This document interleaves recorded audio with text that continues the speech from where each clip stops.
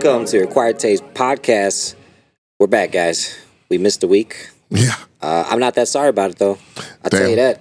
All right. Well, I mean, we had a little week off. Yeah. I mean, I was sick, dude. I was on my deathbed with illness. It wasn't the COVID though. My sinuses start, dude. Like it was Friday. I was just about to be finished working, and I felt my sinuses start to drain. I'm like, dude, I was just about to start my weekend. Yeah. How dare you? And last week was like hot as fuck, and we were just all busy, and we just decided to take a week off, and that was nice. That was nice for us. Indeed. So, like Dave said, we are back. It's Tech Daddy. We got our friends with us. We got our friends back. They hate each other though. They do. But it's okay. I don't even think we got to introduce them at this point. No, I mean they've been with us since the beginning. You know them, you love them. We have Ben and John here. Indeed. I literally can't remember any of the episodes we've been on.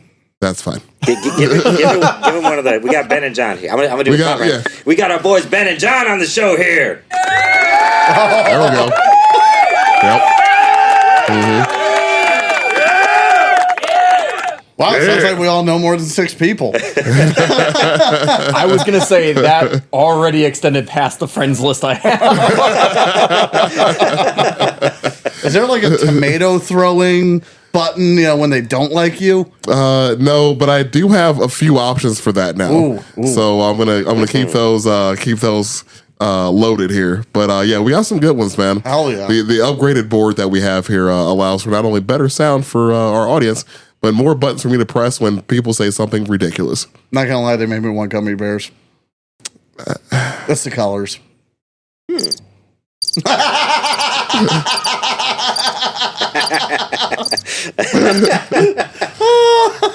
That was crickets.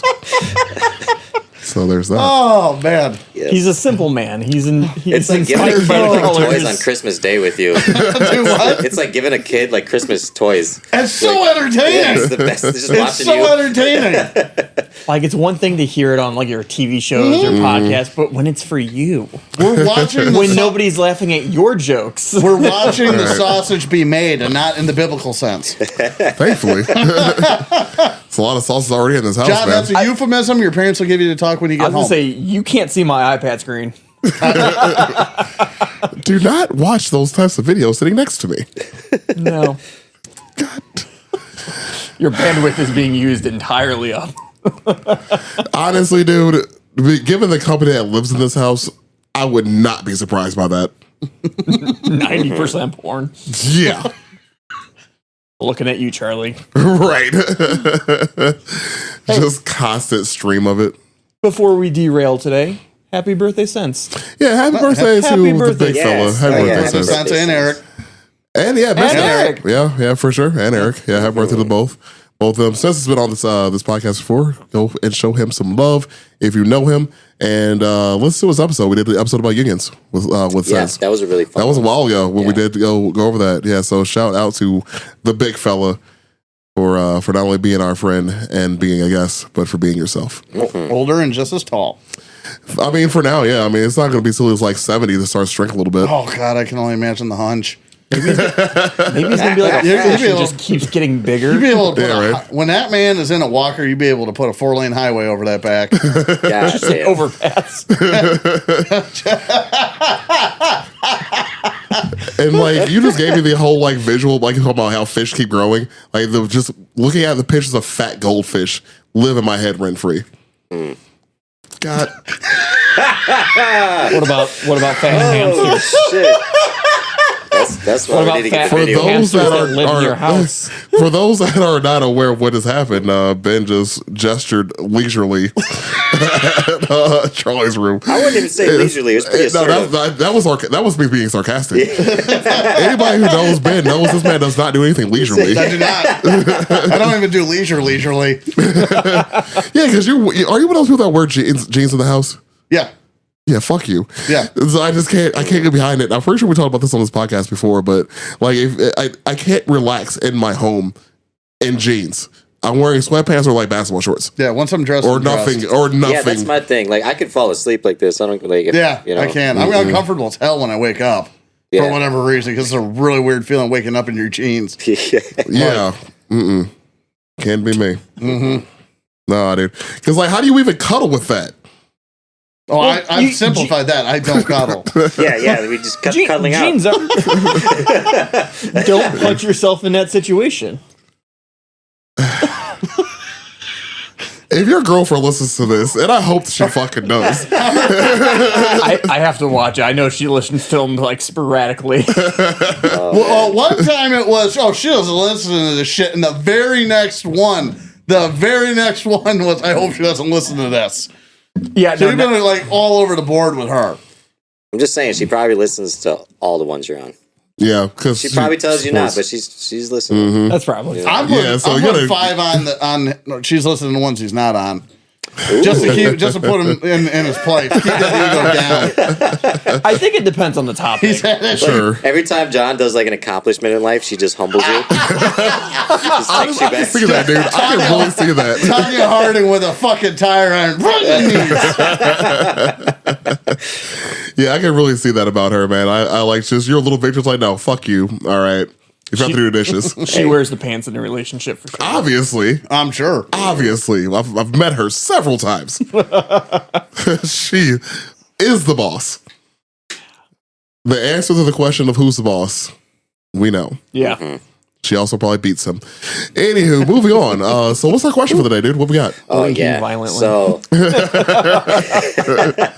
I was at Foreign Local last night, which is a bar that we released our beer with. Yeah, shout out to those. Shout out to Mikey. Yeah, he's still doing good, doing a lot of events over there. He always has bands play.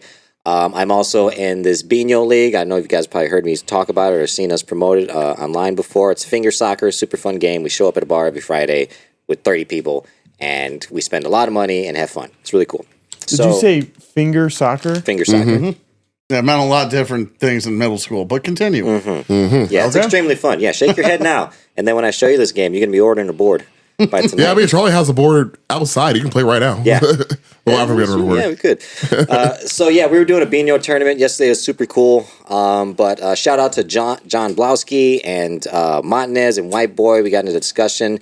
And we started talking about Adam Sandler movies. Okay. And right out the gate, John was like, or Daryl, I'm sorry, Daryl and John were talking about it, and shout out to Daryl also. Daryl was like, favorite Adam Sandler movie.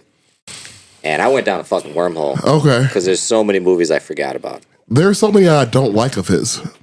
But yeah, he's got some bad ones. But he got some bad, but he has some his ones like the like early 2000s and 90s were phenomenal. Yeah, unbeatable. So, I mean, we went down the wormhole when we discussed it because he's got his Christmas movie, 8 Crazy Nights. He's got some of his serious roles where he's not funny at all. More of a Hanukkah movie, but continue.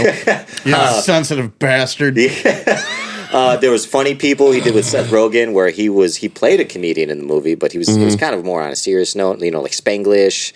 A couple other movies where it really was not your typical Adam Sandler film, but he's still, and he's not really like a box office guy anymore. He's just straight to fucking Netflix. Well, because Netflix fucking pays him. Yeah, they a lot. Yeah. Which good for him for getting that bag, man. Yeah, like I may not had to worry about it, but no, not really. Yeah, I mean, he's never really been one of my favorite comedians. I get shit for that a lot. Actually, he's like, oh, you like that? I'm like, he's okay, but I don't love him like everybody else does. I love all the people around him. For sure. But I do give credit where credit's due. The man gets his fucking money. Yeah. And I gotta respect that hustle. He does bring an ensemble, though, to your point. Yeah. Oh, yeah. Well, we see like, oh, so-and-so's going to be there. He's going to have the usual suspects, if you will. And all of those guys broke off on their own thing, to do great films. True. So many good films, like Grandma's Boy, Yeah, Grandma's Boy was amazing. Yeah, you ain't fucking with Grandma's Boy. Yeah, so but it's like I mentioned earlier, like I respect the man for like getting the money, but he also put his friends on too. So he got the money and put his friends on. That's a homie right there. Yeah. That's Don't forget where he came from. Right. I fuck with that heavy. But anyway, it's your question. What's the favorite Adam Sandler movie? Yeah, I have to look up the list of his movies because there's been in so freaking many of them. Quite a lot. I mean, I got a tie going in my head. Okay, what you got? And because there's apples and oranges, but that's between Anger Management, because I think that was actually the funniest. Yes. Like the most he ever made me laugh with Jack Nicholson and everything else. But then, polar opposite of that, Uncut Gems. I haven't seen that. That is the most uncomfortable movie I have ever watched. I've heard so many good things about it. I've heard a lot of good things about it. It is. expertly done. Because he plays like a gambler, right? Like a degenerate gambler. Yeah, like a real seedy son of a bitch and everything, but between the camera work and everything, like it's panic inducing. Yeah. And I don't mean like today's modern day anxiety panic. I mean like panic inducing. Yeah. That's good. Yeah, I'm gonna have to watch Uncut Gems. I probably should have watched it this week. It was a good movie. I recommend it. Really good. I literally don't. I don't need to watch it again. I wouldn't. I don't think I could ever watch it again because, like I said, it is a very uncomfortable movie. Mm-hmm. So I agree with you on that one. So it's hard for me to say like, Anger Management is my favorite, which it is my favorite comedy, but it's hard to say that Uncut Gems isn't also just because of a lot of brain power went into making that. Mm-hmm. Yeah. I'm definitely gonna have to check that out. I recommend it. Favorite Adam Sandler movies. I think I picked Little Nicky when I discussed it. That was always my childhood favorite. That character that he played in the movie. I don't know why. That was like my favorite dumb character that Adam Sandler has ever played. And next to that. If we're talking about favorite dumb Adam Sandler movie or character, it's not even his movies. It's Canteen Boy and Saturday Night Live for me. Way back, probably where Waterboy came from, I think. Oh yeah. But Alec Baldwin's trying to sleep in the same sleeping bag. I don't think that's a bed bug. Dude, that and the skit he used to do with Chris Farley where they would read the TV guide. Oh yeah! Oh wow! I forgot about that. And Chris Farley would be the wife. And he's just sitting in the chair like, Lord, give me cancer now. It was Zagat's. It was Zagat's. It was the restaurant reviews. Yeah, that's right. For romantic dining of two. Yeah. And he's just looking at it that way like, doesn't that sound fun, Hank? Oh, and Adam Sandler tries so hard not to break. Yeah, dude. God bless Chris Farley. Yep. Yeah, for real. Yeah. Next to Little Nicky, I would pick Don't Mess with the Zohan and Funny People. I loved Funny People. Funny People. That was with Seth Rogen. Okay. Yeah. He was Adam Sandler was a comedian who was getting sick with cancer, so he hires a writer, and he just shits on him. The whole fucking movie just shits on Seth Rogen. The whole goddamn movie. It's so good. Like the first time he meets Seth Rogen in the movie, he's like Seth Rogen goes like, "What's up, man?" He goes, "Hey," he's like, "Don't fucking say none of that." He's like, "Don't say chill or what's up, man, or none of that stuff." He's like, "Shake my hand and say hi." Like he didn't acknowledge anything else. He's like, "Don't say none of that." She's don't say that's cool or what's up, homie. Don't fucking talk to me like that. And then that just set the tone for the whole movie. Yeah. I was actually having a debate with myself today. Like, not today, but like after you asked that question, and I've decided it's Happy Gilmore. And I was between Happy Gilmore and Waterboy. But the reason why I chose Happy Gilmore is because freaking what's his name was in it. Bob Barker. Bob Barker was in it. Yeah. And knocked his ass out. Fuck out. Yeah. So R.I.P. to Bob Barker first off, and then that's what the deciding factor was for it. Like Bob Barker just died. I'm like, yeah. That's a strong pick. Yeah. What did he say before he fought Adam Sandler? Bob Barker says some raw shit. Oh man, I don't remember. It's been so fucking long. Wait, what was the question? What did Bob Barker say to Adam Sandler before he punched him? Oh, before? I don't. Let me look it up. I can't remember.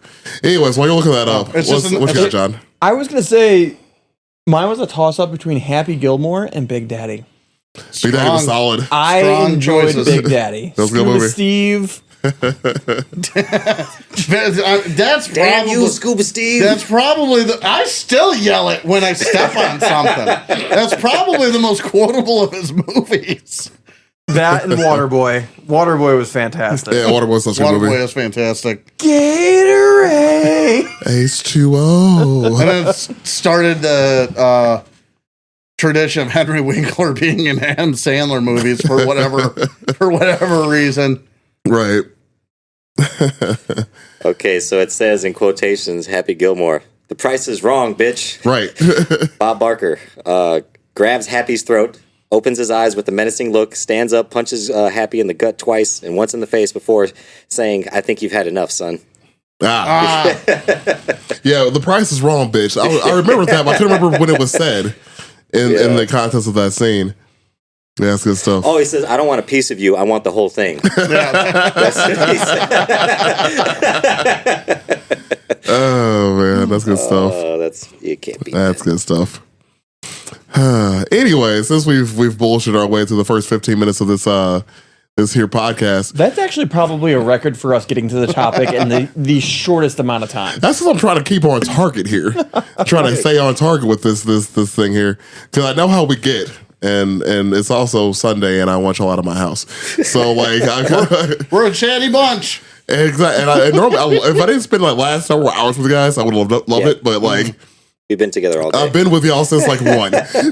So it's now 6:45. I went shopping for plants. I'm ready for the day to end. I bought a plant at least. I did buy a plant. You know, that I was cool. can't get over those fucking chairs. $300. There we go. Here we go. $300. The modern artistic world is stupid. Fucking hipsters. Yeah, it really is.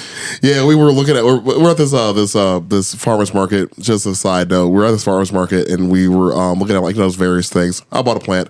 We're looking at this very very flimsy metal table and chair set. So it was a table, 2 chairs. It was very very flimsy. It was how many inches of steel was that? 1/4 inch?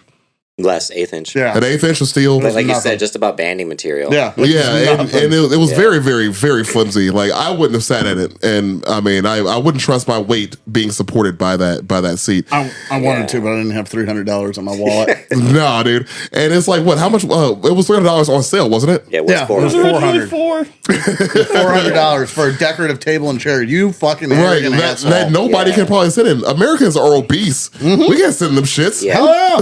That's Break 'em. like a We got Michigan retired older couple who like just likes to buy shit for decor. No. Because That's it like would what be that's decorative. still. It would have to be decorative. You're There's no gonna way you buy- can use there's no it. way- You're going to sit in invite it. somebody over and somebody's going to sit on that thing and fucking break it because guess what? Trans fats are in our fucking diet. Fucking build shit like it.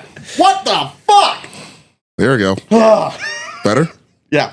He's been holding that in. This is just easing us into the screaming match. It's going to be the episode.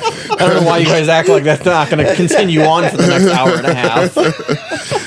Accurate. I feel like if there's ever merch dedicated to me, it's just going to be a series of letters in a nonsensical order.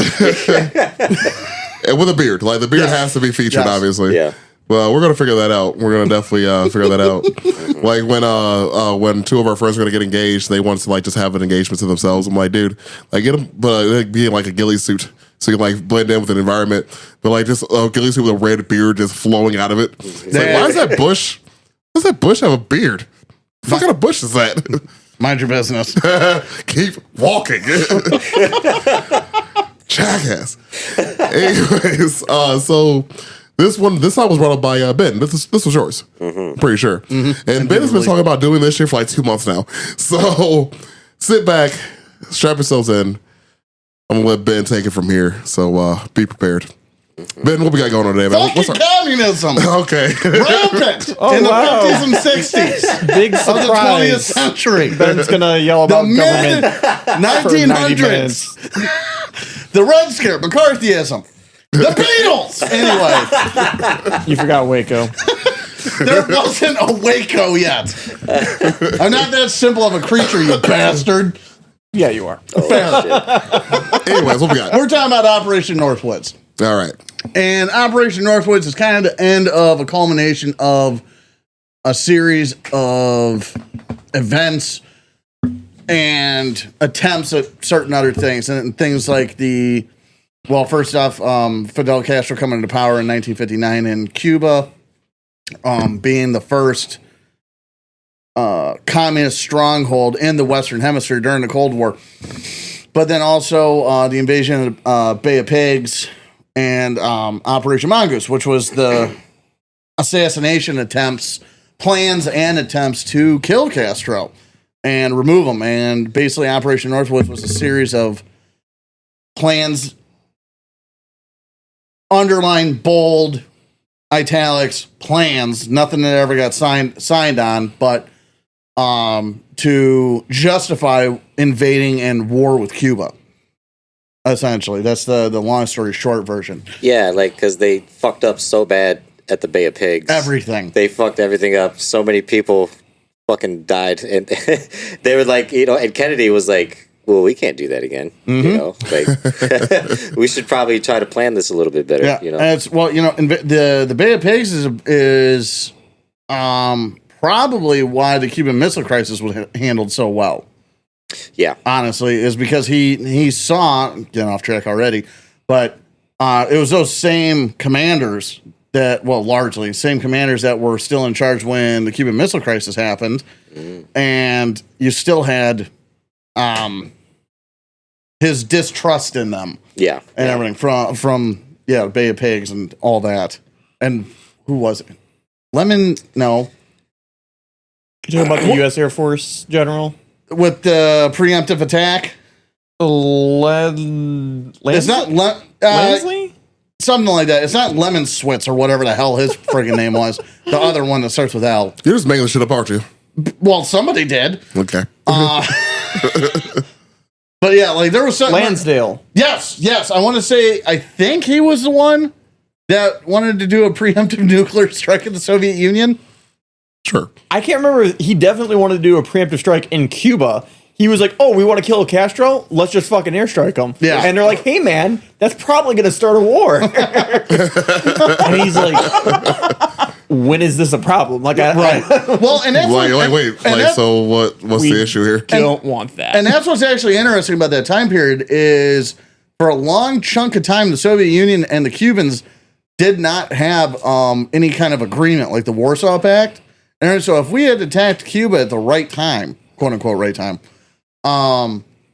there was no guarantee of Soviet assistance or involvement at all. Where they, like if you rolled tanks into Hungary, completely different thing. This is just it's a friend of the Soviet Union, not an ally. Which is weird because they never had that kind of pact established. Right. But had we put boots on the ground, almost positively would have found a Soviet shit over there, which would have been real fucking awkward. No, absolutely. And yeah, it's probably not until the Cuban Missile Crisis where, people were actually there would it have been a problem. But if it had happened prior, I don't know. Different world. Yeah. Different world. So yeah, that's my preamble. Fucking commies. yeah. Because I read like the Bay of Pigs thing and like how bad that went and like just the step-by-step process on like they missed when they like sent like some bomber planes over there, and then like the weather was bad. It was like super fucking soggy. All their equipment was fucked. They didn't expect Cuba to have 20,000 fucking soldiers to like fight them off. Like, yeah, it was bad everything. Bad intelligence. Bad understanding. There was a part of the plan. I actually forget if it was Northwoods or if it was Bay of Pigs or something in between. But there were people that thought that they would be able, you know what the Starlight mortars are, right? The loom rounds. Yeah, the illumination rounds. Yeah, so you put this thing in a mortar tube, send it up, and it just hangs out. Illuminates the area. Yeah, and everything. I don't remember the specifics of it, but they thought that they would be able to convince the Cuban people that the second coming of Christ was happening and get them to stand up to Castro. Holy shit. And like we really thought they were that stupid. They went full fucking spectrum with this. Maybe we can kill them with a cigar. Maybe. Oh, yeah, right. We can convince that the Messiah is coming back. And anything in between was fucking fair game. What was great about all of this prior to actually Northwoods is you look at any other type of U.S. involvement, any other conflict, we go full balls out. We get people on the ground gathering intelligence, understanding. We learn everything we can learn to come up with these complex plans. Cuba's right fucking there, 112 miles off the coast of the U.S. We had no fucking clue what was on that island. We probably understood Vietnam better. That's my understanding after reading all this. Like, you don't know. And that's the fucked up thing is like, when you think, I'm glad you put it that way, because when you think about it, Batista, when he got knocked out of power by Castro and his regime, again, pre-59, when that happened, you're talking about a whole bunch of American enterprises that, were essentially kicked out too. So where this fundamental misunderstanding of the Cuban people came from, I don't understand. Because we were there before. We were, I mean, the mafia was there. Yeah. So I don't understand how it ended up so weird and bad and misunderstood. Like, oh, they're Caribbean Catholic people. They'll believe the Messiah is coming back. I can't get over that one. I cannot let it go. No, Wasn't that's the Bay pretty of bad. Pigs only like 1,000? It's like 1,000-man force. Pretty much. And Yeah, they thought it's, this would topple like a 20 country. Yeah, Well, roughly okay, 1,200 guys. Yeah. So here's the thing. One thing that goes underreported and misunderstood is they weren't supposed to take the country. That force wasn't supposed to take the country.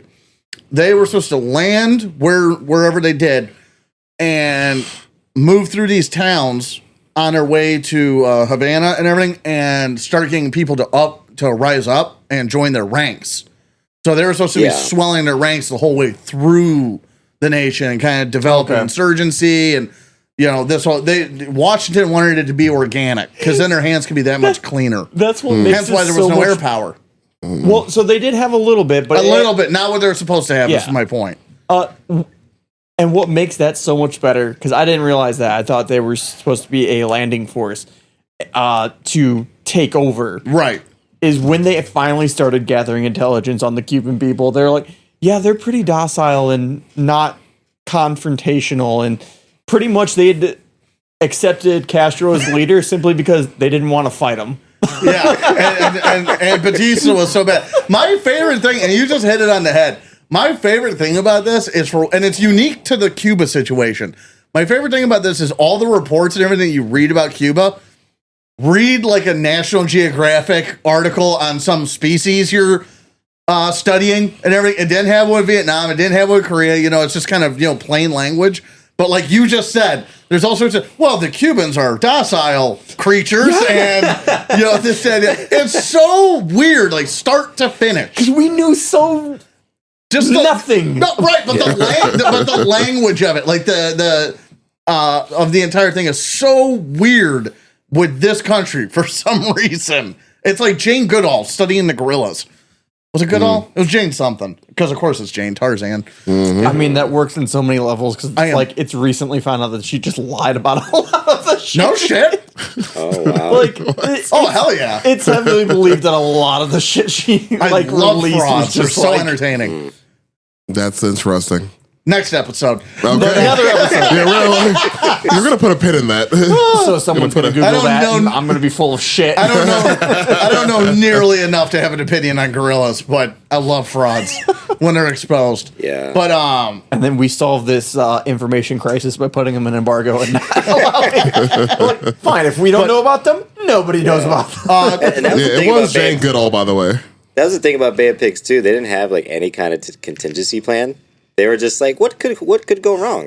yeah, just Like, go. They just said just go. go. There It was worked. no. It worked in Normandy. Just go. Well, Exactly. yeah, is you saw such, and again, it was because of Bay of Pigs. Bay of Pigs was just like, well, we're gonna send 1,000 dudes over there, give them some rifles, and see what happens. And then after that, every plane, and the reason why Mongoose and Northwoods never came to actual action on the ground was because they always were questioning themselves of what if this fails? Yeah. Because this was all supposed to either kill Castro or justify an invasion of Cuba. To depose him. And if we got caught with our hand in a cookie jar, Yeah. Also, why did you say mongoose with such a strange emphasis? what? So, I say mongoose. You said mongoose. Did I? Yes. I didn't catch that. I heard mongoose. Like Mongolian. I like how you keep doing with her hands, by the way. There's a lot of. I'm very excited today. I'm so glad to not be in a garden. Me and Aaron were talking about this in the checkout line. We're like, where's Ben? Lost in the garden. No, I grabbed the hat I bought and like they didn't give me a receipt or a bag. And like, well, I'm just finding the first exit I can before it looks like I'm just stealing this. So I just found an exit and left. That was weird. You're doing But great, man. the thing that we should mention, false flag operation. So if you don't know what that is, comes from pirate times. And it's where essentially a pirate ship would run up a flag of some other nation under, they're lying about where their ship was from, and to, look like another nation, and they could conduct whatever the hell they were doing under falsehoods. All right, that's a false flag. So that's what Northwoods, as we talk about it, is going to come to the surface. There we go. Excuse me. So, yeah, it's funny. I never actually knew the origin of a false flag, where that term came from. So that's interesting because they did that shit a lot. I mean, it was of course illegal. Pirates didn't give a fuck, but I mean, it was very illegal though, because it allows you to get closer to the enemy ship and then board them. I mean, simply speaking, most of the naval ships at the time were faster than the pirate ship. Yeah. So like, we can outrun you for a while. Like, we're pretty good. And we're like, oh wait, no, they're our friends. Come closer to us, friends. Let us talk about time. Sails of the sea. They're like, oh no, you're not my friend. Oh no. Yeah. Oh no, I have been swashbuckled. Hornswoggled. Have you ever Shanghaied. I've been bamboozled. If you ever want a really interesting history, especially about piracy, Captain Morgan. Yeah, actually, that's a good one. That is. I can't stress that enough. You need to read about that. We are doing an episode on piracy, and I've been asking for this for fucking months now. Yeah, we've DJ. talked about ghost pirates. We've talked about alien pirates. I've been asking not real pirates. I was laying on the couch one day having a Pirates of the Caribbean marathon, as one does, and I'm like, dude, DJ, we need to talk about pirates. We need to talk about pirates. No word. Never brought up again. Never brought up again. Fuck it. There I'm were going to add it on the list in capitals letters right now. Getting back on topic, Fucking pirates. Anyways, there were pirates involved in Northwoods. Okay, carry on. That was one of, or at least thought of. Yeah, they had a bunch of crazy shit. You start looking That's the end of the list that I love. You start looking into some of the things that they were proposing. So again, Northwoods was the idea of trying to create a condition in which the U.S. can go to war with Cuba. Right. We wanted the fight. We just needed them to swing first, or to at least look like they swung first. Yeah. So, exactly. Anywhere from false flag operations involving U.S. civilians to jetliners, cargo ships, the Cuban refugees that were coming over. I mean, I have it in list form. Oh, fucking go! I mean, I can knock this out real quick, and we can just talk about them bullet point by bullet point. Knock yourself out, buddy. Or whatever you guys want to do. No, that's fine. So we got, we got Provoke Cuba, series of well-coordinated incidents attributed to Cubans. Remember the Maine, terror campaign, Cuban interference, harass civilian aircraft, fake hijackings, and what the CIA called elaborate ruse and elaborate ruse 2. Yeah, they were trying to do a lot of this shit in Florida too. Oh yeah, well that's where Cubans go. Right there, yeah. So I don't know what elaborate ruse or elaborate ruse 2 are, but I like the fact that those are somehow different than any of the other fucking plans they came up with, because they get pretty fucking weird. Well, so one of them, the one that I found most interesting that I wrote down, was essentially not turning a civilian aircraft into a drone, but setting up 2 planes at the same time, right? Civilian airliner doesn't know anything about it. And, and it's filled with real people and everything, like it's a legit airliner. And I don't understand enough about planes to make this understandable for anybody. So please, verify, then trust my words. You send these planes both up at the same time. At some point, plane B, let's call it, which is a drone, the old fashioned radio controlled drones, takes over that radar signature, and the other one's switched out. It goes wherever the hell, it would be an airliner that was going to like Jamaica or somewhere already going to the Caribbean. And then that one would take over its transponder number. And then it would have, spontaneous trouble and, nosedive into the Atlantic. Yeah. So that was your elaborate ruse. I hope elaborate ruse 2 is better. I'm going to have to dig back. So, yeah, I did hear about this one. Essentially, is the first plane was supposed to dive down to basically nap the Earth. So that way it wouldn't be on radar. Would not be on radar. Right. And so that way the secondary plane would now take, on radar, it would look like that plane is the original plane. Sure. Yeah. Okay. Yeah, I get that. Yeah, my personal favorite is the terror campaign one. Just because it went from, like, the one thing I'll say is a lot of these guys went out of their way, it seems, to not kill any real people. That being said, you would have been creating an event that's going to kill a lot of people. I mean, you're splitting hairs here. Yeah, so I mean, it's kind of a wash. Semantics. So, like, when I looked into it, I could see this meeting in my head and them throwing them out the ideas out there. And so you have one guy's like, all right, how do we get Cuba to look like the bad guy here? And someone's like, what if the Cubans killed a bunch of U.S. people? And they're like, yeah. And they're like, hey, guys, that kills a bunch of U.S. people. And they're like, Uh-huh. fuck. Right. Plan two. What if fuck. we made it look like a bunch of U.S. Yeah. people died? Oh, yeah. Like, I could see it. I've been in these meetings where there's just terrible ideas. They bring in a magician, and the guy does like a card trick, and like she disappears. I'm like, see, David Copperfield's been an operative this whole time. You slimy fuck! Well, wasn't there... Which burn him? who was it? Wasn't it Houdini allegedly a spy? I don't know. I could believe it. I think that was one of the rumors about Houdini. He was supposed to be a spy. I could 100% believe that. can't trust it. And that's why he had an accident and was killed during one of his master tricks. Anyways, little side note there. That was a side note. My bad. But, Anyways, no, they wanted a series of bombings and shootings. Yeah. In southern Florida that would be attributed to the well, not necessarily the Cuban people, but Cuban army insurgents, I guess, inside the states. I guess is the best way to put it. The big thing is there was kind of a scare in kind of the same way we have the scare with taking in Afghan refugees nowadays. Yeah, or just the Red Scare at the time too. Yeah. So there was a large influx of Cubans into Florida because they were trying to get away from the Communist Party in Miami, Cuba. baby. Miami was filled with refugees. it still is. And still is. So what ended up happening is they were trying to make it look like the refugees were coming over and under like false pretenses.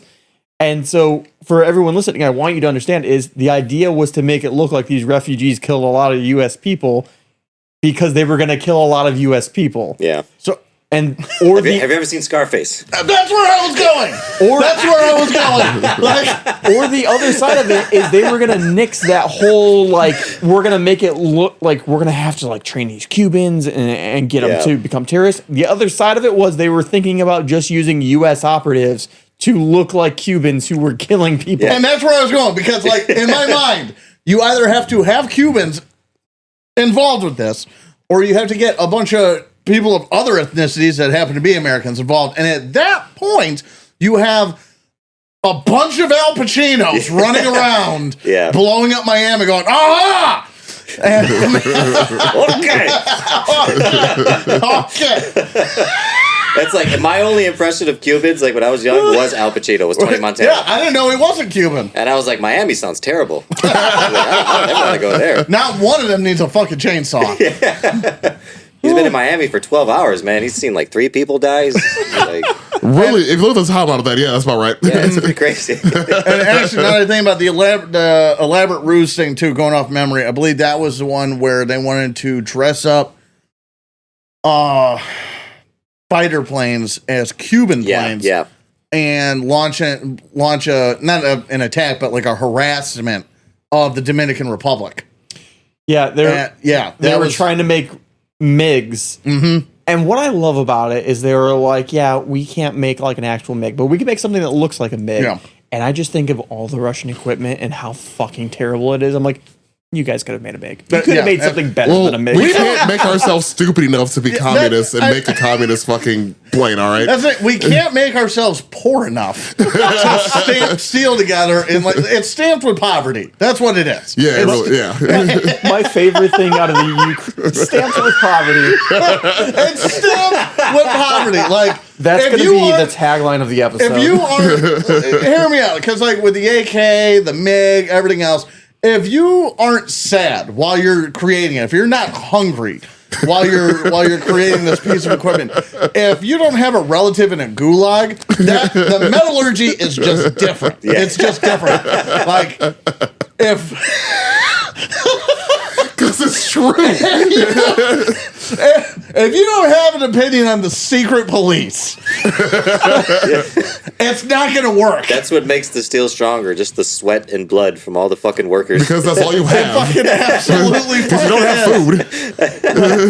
You have sweat, blood, shit. poverty, and vodka. That might have been the Okay, worst yeah. thing I've ever said. Oh, not by a No, long not really. No, It's absolutely the not. worst thing really, you've no. said today. All right, that's it. That's the worst thing Big you said fat, in the actually. last hour. There we go. Can we get a Facebook poll on this? When did Ben hurt you the most?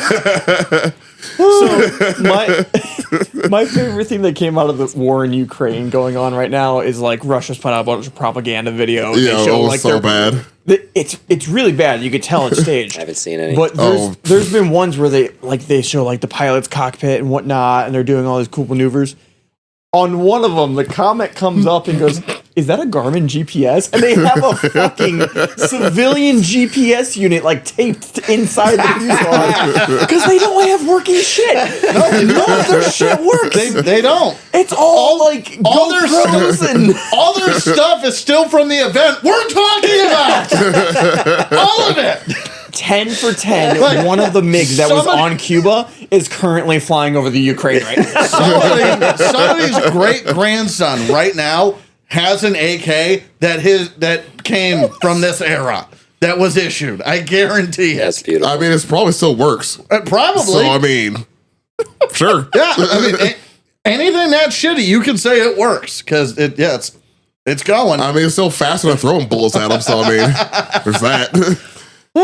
But anyway, back on track. There you go. We should talk about Operation Mongoose at least a little bit, or excuse me, Mongoose. Mongoose. According to John.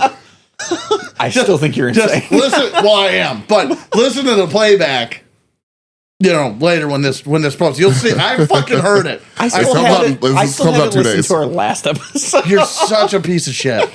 That's about right. So, let's see here. Let's see. By the way, while you're looking that up, I did have a chance to look up the whole Houdini's being a spy thing. We did that one day. Yeah? 'Cause it was less. It was a spy for not only England but for America too. Oh, okay. And there's a whole article about CIA actually training magicians and shit. There's a whole thing about this. Of apparently, course, there was a fucking operation. Of course, there had to be one. I mean, think about it. What was a better spy than an illusionist? Yeah, if David Blaine. If I can make you see what I want you to see, when I'm still your shit in the background, Yeah, bro. like, If Well, I also- see David Blaine fucking turn code, he ends up being Russian or some shit like that. We're all fucked. Well, also it just Fuck my allows you friends. to go country to country and everything with zero suspicion. right? Yeah. You know, just Because you're already a sketchy dude. You're a magician. Well, yeah. And now I'm really skeptical about David Blaine. He never shows emotion. He's kind of just a NPC. I saw him on Hot Ones and was Well, disturbed. fuck. He didn't even fucking shed a tear. Nothing. Well, No. now He I'm didn't- skeptical of you for the same fucking reason. You plain-faced son of a bitch. I like to keep it mysterious. You know? Keep on his toes. But yeah. So So Mongoose. was Sagui. But The chickens. I'm never not gonna laugh at that. so yeah, Mongoose basically. I mean, without getting too far into it, you know, just to at least catch people up that don't know, Mongoose was a plan, the series of plans, and a lot of them were actually carried out to kill Castro. Everything from the exploding cigars to what was it? A poisoned scuba suit. Poison scuba suit. A painted seashells, because they painted seashells and dropped them there because apparently that was his pastime thing, and hoping that he would grab this seashell because they painted it a certain way, so it was you know the eye caught it, and then that was poisoned. Lots of poison. No, it was an explosive. Lots oh, of it was poison. explosive. Yeah, it was. I read it was poisoned. I just my first thought when you said seashell was Demolition Man, and then poisonous. Like, oh no. Yeah, the 3 seashells. Dude, Rob Schneider laughing at Sylvester Stallone in that scene is like that lives in my brain. He doesn't know what the seashells are for. Judge Dredd is the one that does it for me. With Rob Schneider with Mr. I am the dead.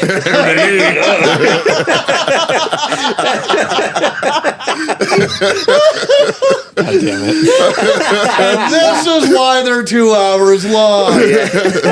All right, seashells. Yes, But yeah, seashells, exploding cigars, scuba suits. They hired the mafia. On multiple occasions.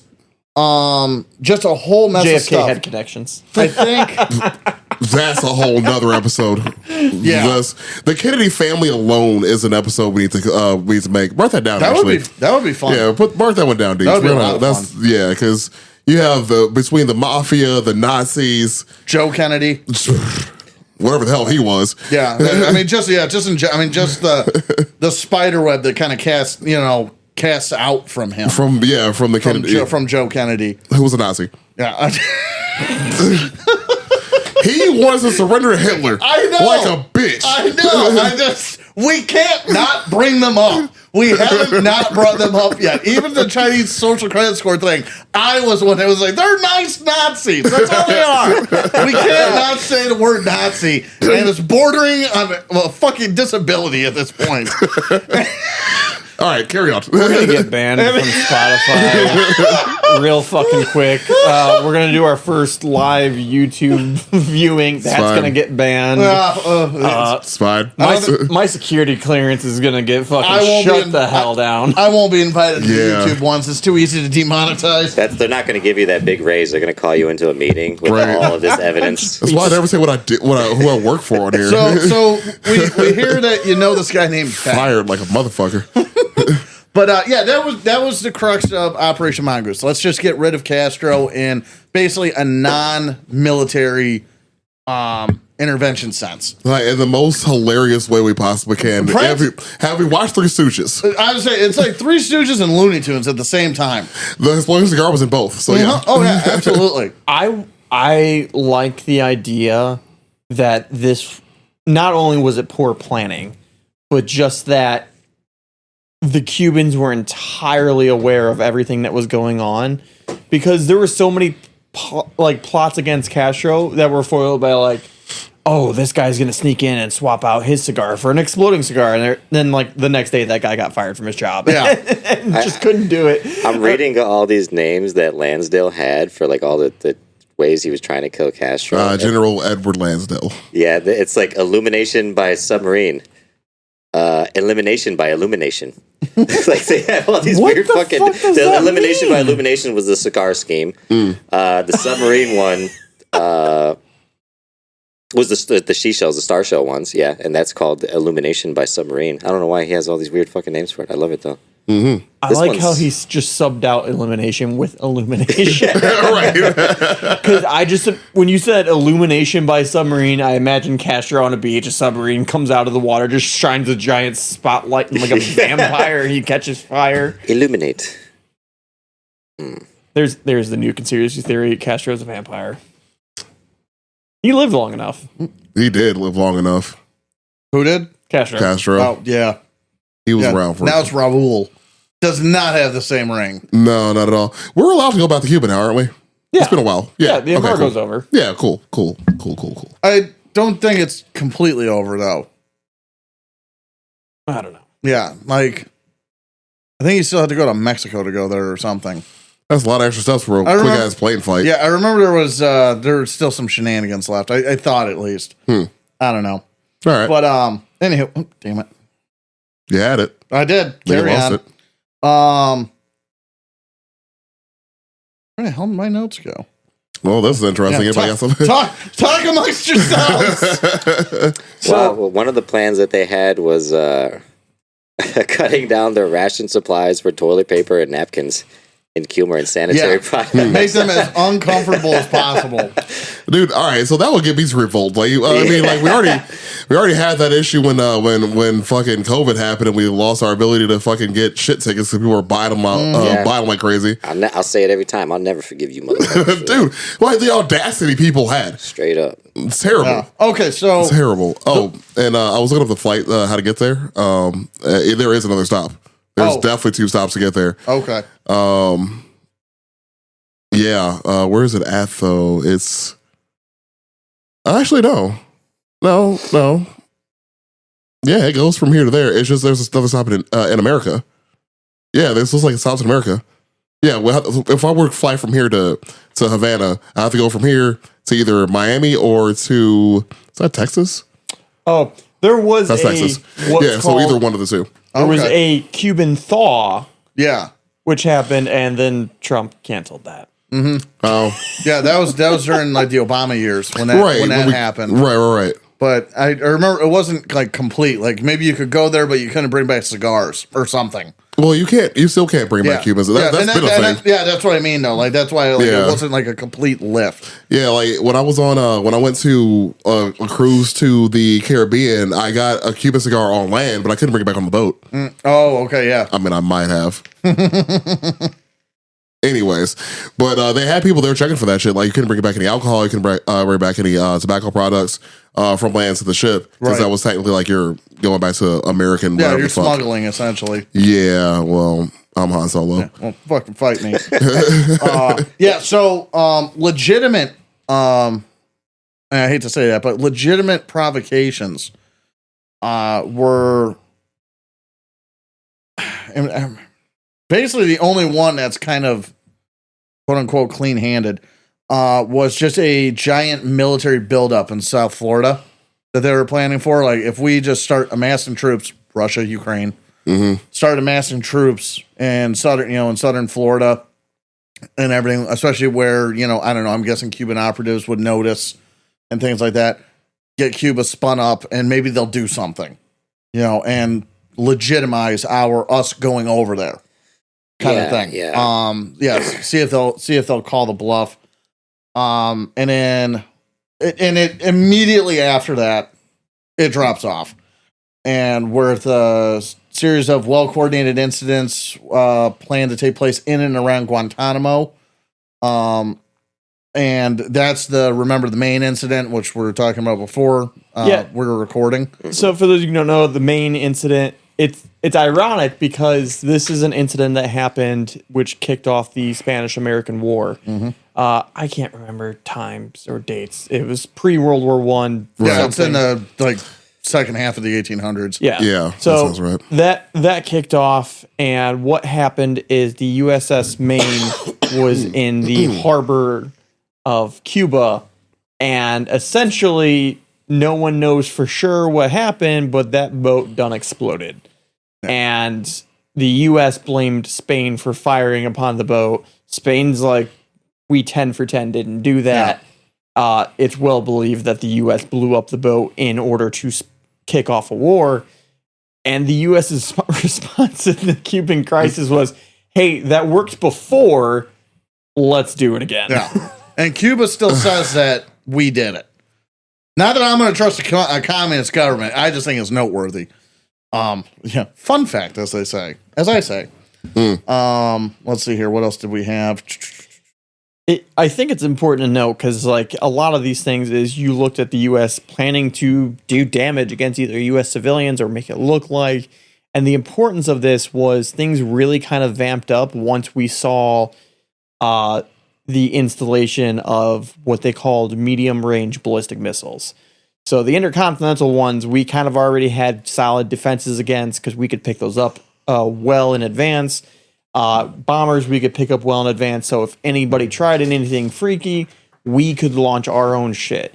The issue was with Cuba and these medium-range ones, the missile would detonate in U.S. or on top of U.S. soil within minutes. There was no way that we could have ever responded in time to actually stop these things or to launch our own stuff. So with Cuba, they could have knocked out our entire nuclear arms fleet before we even knew what was going on.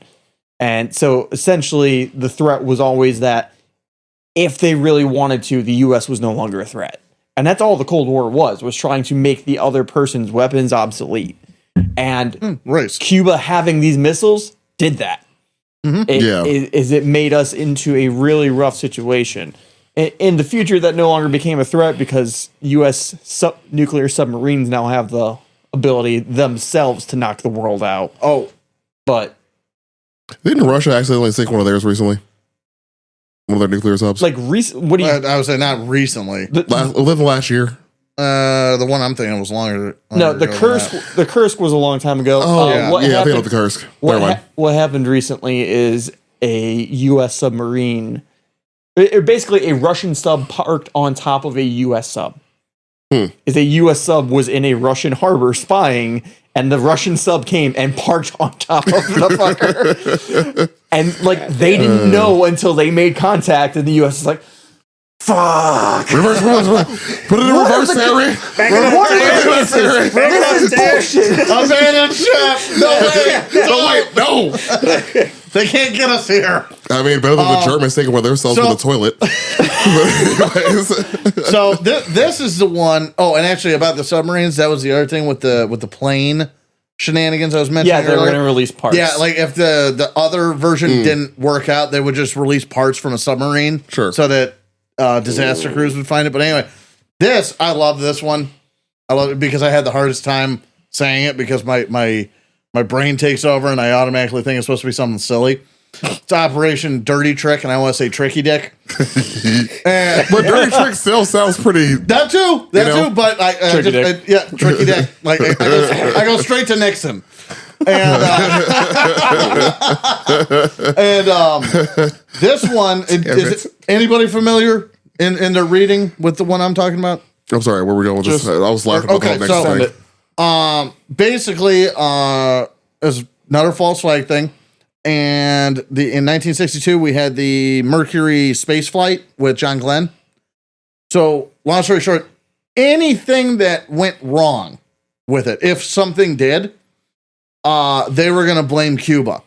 That was the proposal. Like, if something goes wrong, and for whatever reason, and he doesn't come back, whatever, and or blows up on the launch pad because that happened how many times? We're going to blame Cuba.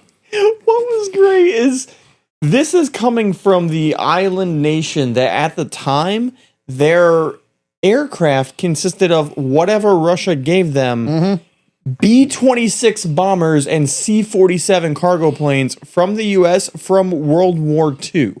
To imply that this nation was now interfering while our space flight program. I think it was more an accusation of sabotage. That kind of thing. Now, I don't know nothing about nothing, but this screw shit, if I take this screw out, it'll fuck this whole thing up. I'm just saying, 1960s NASA probably didn't have a Manuel working at it. I'm just saying, like, I don't imagine that was a reality in 1960s America. Weird. Ben's mic just went silent for like 30 seconds. Because it's like... I'm not saying it was right. I'm just saying. This racism was killing me. I'm commenting on the racism. The way you said Manuel, you said Manuel. That's the whitest version I've ever heard somebody say that. Well, yeah, I'm a white man saying it. You didn't even try. I'm saying, like, I'm not saying it's correct. I'm just commenting on like the you racism. unseasoned that name.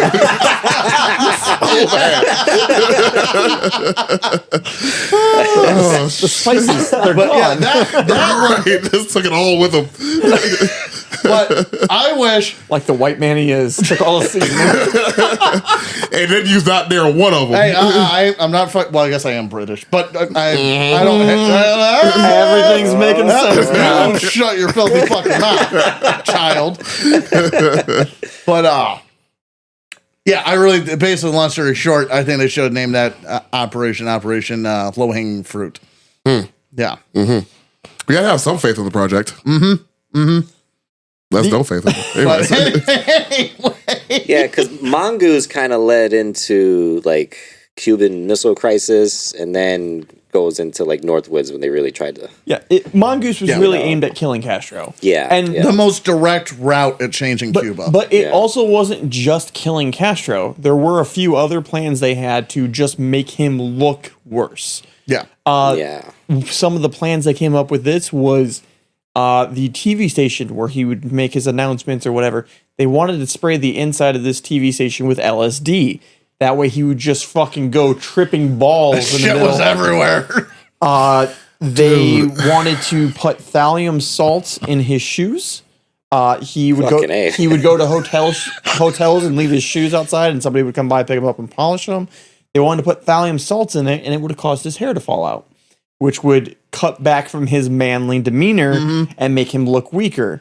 They tried they came up with some weird ass plans. Is that all that one guy who did all that? The Lansdale? Is that like all his? No. He was the head of it. Yeah, okay. he was the head. Imagine like a think him tank. and that Lynn Switzer or whatever. It was essentially a think tank of the America's best and brightest, apparently. Trying to figure out ways to depose Castro, and that was just some of the fruits of their labors. I just remember seeing the movie Oppenheimer a few weeks ago, and it's like American intelligence. We came up with the bomb in like record time. 20 years later, like, what if we made his beard fall off? Well,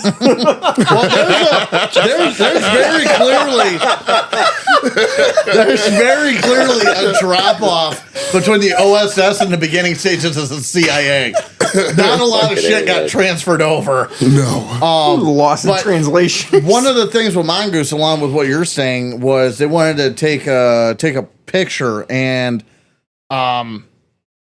basically Photoshop Castro full nude, bunch of women around, and like a smorgasbord of food and everything. While his people, were starving. There's some sort of drought or famine or whatever was going on that particular year. A famine with communism. That doesn't sound right. No. That's not how it happens. There's not 57 Chevys all littered all over across the island. Anyways. There's no way you know what shoe leather tastes like when you're commie. Anyway. But so they wanted to make a photo like that and send it to the masses and everything as a way, again, going back to that revolution style of thinking. Another one that I thought was kind of funny. I just remembered this. I didn't write it down because I thought it was so laughable. They wanted to take one-way plane tickets, put them in a bomber, fly over Cuba, and just litter it with one-way tickets to freaking Miami. Essentially, like, well, if he doesn't have a country to rule, he'll just leave or stop. It's funny how immigration standards have changed since then. Well, it's funny how desperate you can make them. Jesus but that's just it. Is they were like things of causing a famine with sugar production. There was, what was the other one? They wanted to import a bunch of counterfeit money to spike inflation. That was I don't mean to cut you off. That was a weird thing I read about the Bay of Pigs, the deal they made at the end to get all the refugees, all the soldiers that was caught. It was like $53 million in like baby formula and like other products like that Kennedy had traded to get those soldiers back. Which was like, damn, that's all you needed. Well, they were desperate. Yeah. It really paints a picture of the daily goings on. Yeah. Right. I will trade my people for some of the finest of the Cambodian breast milk. Let me find out exactly what it was. But, 53 million worth of baby food and medicine. That was a Dave Chappelle reference for those that didn't get that. But anyways. Some of the other things like to look at, again, none of this actually happened. These were all programs and thoughts and ideas that the U.S. government had in order to try to push the envelope. Ultimately, nothing happened, or they couldn't kill Castro. I think the CIA tried LSD. I think that's really what's at the bottom here. Oh no, they tried LSD. Maybe not on Cuba, but they did a lot of LSD. That's what I'm saying. But one of the other things to consider with this incident is, so you have Cuba over here, and it's kind of like the U.S. is all around, and we're trying to kick things off in Cuba. On the other side of the world, the thing that they were worried about and considering was Germany. Of back then with the Iron Curtain and the situation in Berlin. Berlin was entirely surrounded by the USSR. There was a one road system going in and out of Berlin for West Berlin. So that was the only way to get in and out of Berlin. And when the Soviets wanted to, they just cut that contact off. Yeah. And so then you had to start going back to the airlifts. The U.S. was always concerned that if it looked like they were guilty or looked like they actually did something, then that was going to be the exact same thing that happened over at Berlin. And they were very concerned about that because they didn't want to lose Berlin, because if they lost Berlin, you're essentially losing Germany at that point. And that was just another pushback and another failure on NATO, I guess I should say at the time, or the Western forces. Yeah. I don't know what they were calling themselves at the time. Probably still the Allies. So there was a lot of fears on what would happen to Germany. There were a lot of fears on what if this goes badly. I mean, granted, we got a taste of that with Vietnam, but that was a big worry of, like, if we failed to Cuba, how bad is this going to look? We're going to lose our political influence in the world. Yeah. Everyone's going to think we're a joke. It's like if we launched a special military operation saying it was only going to take 3 days, and almost 2 years later. It's like if a giant country invaded a smaller country and was like, oh, we're going to take a few. No. It doesn't look great. No. It doesn't look great. And it's also worth noting that this is all a fever dream of the domino theory and the Truman Doctrine and everything else that came before it. So, I mean, there is an entire mindset that is foreign to us, and most likely everybody listening. I'm just imagining our audience is younger, but there's an entire mentality that is 100% foreign to us that we did not exist in. Oh yeah, absolutely. It's not a reality for us. It never has been. Yeah.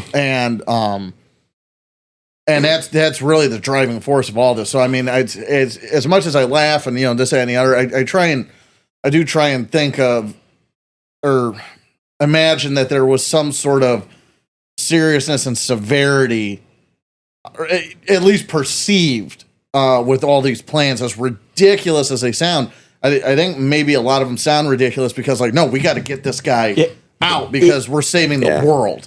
They sounded desperate because they were. Yeah. Absolutely. This was the first time that the U.S. truly felt vulnerable. Once they saw those missile silos and missile installations getting set up in Cuba, there was a real thing that was like, oh, we're going to get nuked. Yeah. Like, there wasn't it's going to increase tensions. It's like, they're going to put these missiles here and they're going to wipe out our missile systems and the U.S. isn't going to exist anymore. Yeah. So it was truly a culmination of, oh fuck moment. We need to do something. Yeah, a bunch of Tony Montanas trying to fucking kill us. I keep playing that scene in my head where he's like, all I got in this world are my word and my balls. And that's like the mentality I imagine they carried. I'm just imagining a bunch of Tony Montanas running down Miami, like, a busy street in Miami, and just, putting rounds in the windows. Throwing grenades, and then say "Viva la Revolucion" or something to sell the deal, and like, was that Pacino? They're just dancing and fucking shooting guns. Jeez. And I do find it interesting, John, that you can say the word culmination, but mongoose you have an issue with. I just say Emmanuel again.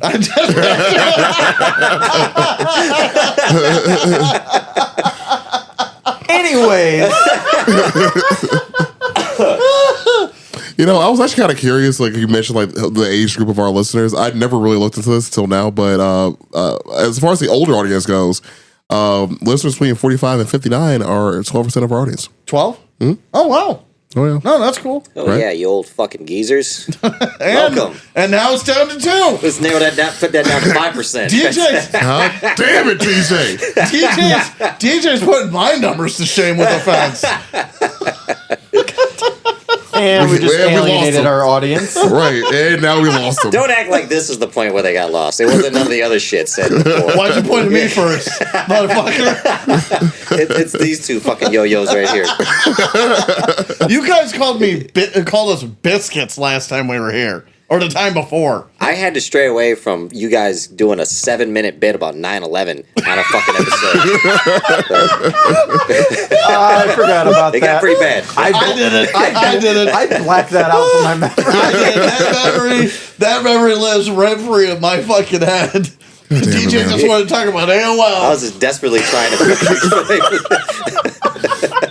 DJ always asks these such innocent questions, and we're like, I'd kill the fuck out of Helen Keller. So about 9/11. Come on. 9/11, Nazis, Helen Keller. Those are our three. Honestly, and I don't want to get too far into the conspiracy. Oh, you don't. No, You don't. well, in the 9/11 one. This one, I want to sink my teeth into I will it. throw a brick at you at the 9/11 one. You don't even know my stance yet, you son of a bitch. Oh, I know your stance. Do you? Tell me my stance. Can we just not? Tell me. No. Let him take his fucking medicine. Tell me my stance, you son of a bitch. Anyways, You talking about prepubescent piece of shit. What's my stance? Oh, shit. But anyway, my point. Everybody There you calm go. down. Everybody calm down. That was you. Oh, that was you. Right. No, Jeez. there's most always British response there's ever. a hey. Everybody calm down. That It was was a- you freaking out. So fix the air in here. It is hot as shit. But no, my thing with 9/11 is right back into. I'm not trying to make a joke. I'm not trying to make a We joke. were talking about an operation that happened way before 9/11. Yes. So Northwoods, because the two get mentioned a lot in the same circles and everything. I mean, maybe I shouldn't say a lot, but like and 9/11 is one of those things that you can't sell me on, like the mechanics of it. Yeah. Having that many people involved, blah blah blah. Like as far as I'm willing to go with somebody knowing it was going to happen and then choosing not to do something to prevent, like that's as far as you can get me. Yeah. Specifically with the towers, Yeah, it's especially. too many variables. Yeah, and it's the government keeping a secret. But then you come over here and you find this. Now, I'm not trying to pat these guys on the back for any of these things, because this would have resulted in thousands and thousands and thousands of deaths. But I think this is way closer to anything that. If 9/11 were a conspiracy, I think Northwoods is kind of a blueprint for anything that would have been more realistic for any of 9/11's conspiracies actually being true. Yeah. Where like, okay, we want to go to Afghanistan so we can go to Iraq, let's just say. And, we'll do this, this, and this, and this. And so we don't kill our own people, we don't kill our own people here.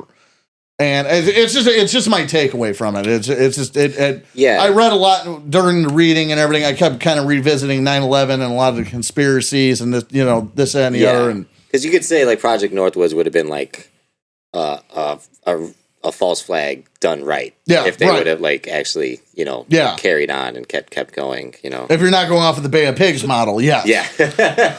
Well, and I'll tack on to that because with these not happening is what ended up occurring is JFK shot these down.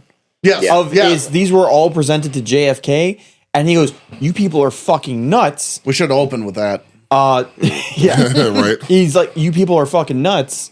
This is gonna kill people, and it's gonna kill our people." Yeah. And so what ended up happening is this is commonly used as a good example for why a civilian heads up the branch of the militaries. It's because the military wants to get results, and they're going to do what they need to do to get those results. Yeah. JFK ultimately shot these down, and that ultimately led to kind of a tension between the military chief of staff and JFK. They thought he was weak. They thought he was going to botch further Cuban crises. When you start to get into conspiracy theories for JFK's assassination, that's what a lot of them stem from. If you didn't say anything, I was literally going to yell, and then they killed him. Hey, he was going to stop the money flow, man. War is money. He was going to put a stop to all that. Who came before Kennedy? The president before? Eisenhower. Eisenhower, yeah. His exit speech was about the military-industrial complex. Yeah, yeah. His exit speech was a warning against it. Well, Yeah. yeah, Eisenhower was also, I guess, apparently telling JFK, like, hey, you need to get, like, go hard on Cuba. That's going to be a tight issue coming up. I want to say that, if I'm remembering correctly, Bay of Pigs was thought up under Eisenhower and then was executed under Kennedy. Yep. Like during not quite interim, but, towards the end of his administration. Yeah, so this created a big tension between the military and Eisenhower because they thought he was going to be weak on the whole stance and that he was ultimately going to put the U.S. in a situation to where we're now useless. We can't do anything. The cards have been played and we're stuck where we're at. That's when you start to get into conspiracy theories about them killing Kennedy and Grassy Knoll and all that fun jazz. Yeah, I mean, there's so many conspiracies with what happened to JFK. Yeah. There's a guest I want to have on who's very, very well informed on that. Because I want to do a big episode on that. We'll taste. Before we move on, I just want to hear one thing. I want to hear John tell me what he thought my stance on the 9/11. You have not let that go. No, I'm not. This son of a bitch thinks he can read my fucking brain. I'm so one-dimensional in his fucking mind, apparently. I want to know what my 9/11 thoughts were. I'm waiting, you ransom letter writing son of a bitch. Anyways. Yeah. Fuck you. I'm just not answering because it's going to piss him off. We can cover that after we're done. But the backwash. Oh, jeez. We're not calling it that. We're not doing that. Not with that tone. No, not in general. But I think wrong with y'all? I hate that word more than the word moist. Backwash. I don't know why that one just leaves it. I don't hate either I don't phrase. really hate either. I just don't want to hear the word backwash said to me by a prepubescent boy in my fucking ear, John. I'm 31. Which makes you a child by comparison. And honestly, going back to JFK, if the people listening haven't seen it, if nothing else, just to kind of, I guess, drive the whole military-industrial complex thing home and the anti-communism thing, not so much, but watch that meeting with Costner that we were talking about earlier today. In the park? When he in the park and everything. And it'll, I mean, at the very least, it'll set the tone for the world that Northwoods was conceived in. Yeah, yeah. And everything. Again, the urgency, the severity, the stuff that's we can't really wrap our minds around because, it's not, it's another superpower hasn't been a reality for us. Yeah, because this guy, I mean, Costner's character was a lawyer in the movie, and he was doing just research and just stumbled on all of this crazy shit. And so for the CIA agent to meet him in the park and tell him all of these Northwoods, Mongoose, Bay of Pigs, all of this shit. Which they mention a lot of it in that scene. I could only imagine how fucking mind blowing that is. I mean, we have the internet nowadays, so you can just type in anything and get a full fucking discography by whatever you want to read. But at that point, when you're just some guy doing the research yourself and you stumble on something like that, that's got to be fucking wild right there. So, and honestly, when you couple the thing that's interesting to me is when you couple a lot of these operations together, these plans or the plans with stuff that was going on. So you got MK Ultra. So you got the MK Ultra program, and my mind goes right to the terror campaign and everything. Yeah, you get your Tony Montana and pump them full of LSD, and then send them to downtown Miami. Yeah, don't do that. That's where it's. I wonder. Like, we already know this much, and I wonder.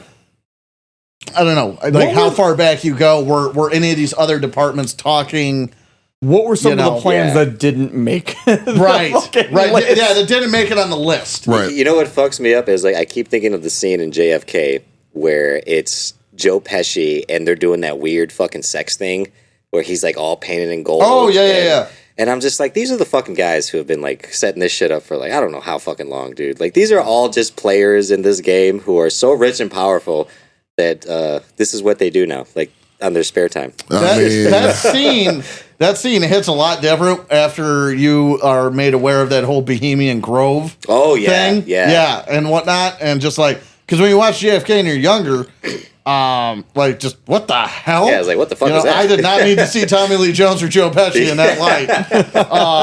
No. Seeing Joe My name is Pesci, Claire Burton. yeah, seeing Joe Pesci in his underwear in friggin' Casino was Quite the enough. sight. Yeah. Quite the sight on its own. And then that, but then you grow, you learn about the shit going on in Bohemian Grove and all this other stuff, and then you watch that scene, like, Yeah. there's something to this. Yeah, they snuck that one in there. Yeah. But yeah, that's the one thing, because everybody knows how much was going on at the same time. So how much cross contamination, I guess, is the best thing with MK Ultra and Northwoods, really, I'm just talking about MK Ultra, but Yeah. MK Ultra and all these other things. It's kind of amazing that all of these projects led up to Kennedy eventually getting assassinated, because that was like kind of the government flexing their power, being like, look, we're not fucking around. Like, Right. we want somebody who's going to get this shit done. We don't give a fuck But- who you are, you know? You're also depending that upon, like, if it was government that actually did it, because it still could have been the mafia. I was but, gonna, but I still was gonna say, operated, through the That's government. It was probably still working in tandem with them. Table vote. Who thinks JFK was assassinated? Well, I mean, I know he was assassinated. by the There's government. a movie. Yeah, but I was like, that man's brain was ventilated on live TV. By the government. Oh, the government? No, I'm going to stay with the mafia on mine. I lean more towards the government, if anything, just for the simple fact of how the mob usually kills people, and it's just not in that fashion. That type of skill usually, and I'm not saying it can't be, but it's just not usually in their wheelhouse. Yeah, like, they know how to set a trap and everything else. You'll look at every other mob style killing. I mean, you mean to tell me that a bunch of dudes coming back from a war where they were trained to fight to survive, didn't have any jobs to maybe come back to, couldn't have maybe landed themselves in a particular situation with a certain group of guys? Maybe one was a sniper. Oh, I wouldn't write it off. I just it's the least likely in my mind versus the government. Well, that's what we have opinions. I just think they're kind of working in tandem, I think everybody Could made both money. of them? Yeah, I think the government was able, like, they were like, well, how could we do this without us doing it? Another Northwoods type situation. Like, how could we kill this fucking guy without us killing the fucking guy? You know? I just always like what they said in the movie Shooter with Mark Wahlberg when the old guy says they were dead 2 minutes after they took the shot, and you know that for a fact. Still got the shovel. Which that I believe. And that's the thing, to your point, and I mean, and maybe it was in tandem, which actually has merit too, the whole Jack Ruby thing. Yeah. That throws that throw, I mean, that's just a weird wrench in the works. Yeah. Honestly. And then again, going back to MK Ultra, because he was babbling for the rest of his fucking life. Yeah. And whatnot in his jail cell and everything else. And it's not to get too conspiracy like, but what better way to make it like more confusing than to throw all these wrenches in something like that? No, Throw in 100%. a Lee Harvey Oswald to throw in all these extra fucking variables to give you so many, because all the theories that have happened, like, no one's gonna fucking narrow it down. And didn't those documents get pushed back again? Yeah, and they literally said that it affects people that are still alive today. That's so fucking wild. Yep. Yeah. A lot of times when you start to dig into these possible conspiracies, I'll say, so we talk about like the situations in Cuba and whatnot, and what you'll see in a lot of modern day is just stirring a little bit of confusion in a thing can cover up a lot. Yeah. And it can start to allow you to enact in a more free environment. Yeah. And nowadays with the internet, man, you can find your confirmation biased information. Oh, yeah. Oh, such a it's way. so easy. So if you have a couple guys with one conspiracy theory that can build up a following of 300,000 people online that just happen to agree with it, and then there's 20 different conspiracy theories of the same fucking thing. And we're a foolish enough species to call that friendship. Yeah. And not examine it further. Yeah, exactly. That's again, that's why I like the cross section we have. Mm-hmm. That's the thing I love most about Northwest Indiana, honestly. It's one hell of a cross section of humanity. Yeah, just a melting pot. It's pretty weird. It really is. It really is. We're really close to being with all these fucking corn-fed motherfuckers, you know. But we're still like close enough to Chicago, where we have that whole smorgasbord of style of people, you know. And what's most important is neither group accepts us. No, Yeah, I'm fine with it. it's our own little This thing. is the region. We're our own. Fuck Yeah. you. Indeed. So to put a bow on this whole thing, unless you have some more information to give. I think we. Last note: one of the plans to deman Castro was to give him estrogen. I did hear that. They were going to give the hear man that. some titties, and that was one of their Again, the desperation is palpable. Plan G, An image that I didn't really need in my head, but okay. Plan Double D. There's some anime drawing out there right now of a busty Castro. Roll 34. Yeah. I promise. 32? 32. Roll 32? Roll 34. 34. 34. My bad. Yeah, roll 34. If our listeners don't know what that is, Google it yourself. I'm not explaining that. This is a good one. I'm very happy right now. Plan Double D. I'm very happy. No one's still going to laugh at that one. Okay. Get out of my house. Yes! I would have preferred the I crickets. fucking love that. What do the other four do? What do they do? That's all you shit. Show me their power! Are those Infinity Stones? I didn't earn Infinity Stones. Probably. Anywho, we appreciate you guys coming back on the podcast to join us. You know, give us some new info and what have you. And we're gonna have these boys back on, of course. I mean, they're a permanent staple of the Required Taste podcast. You know, we just gotta work our schedules out because we all work different schedules and all that shit. You know how it is. Yeah. Anyways, of course, we appreciate you all listening to us. Please give us a like and a follow on your favorite social media site. Also, you know, give us a like and follow on where you listen to us at. We do appreciate it. We have people reviewing us still on Spotify. Keep that up. We love to see it. Love the response back from y'all.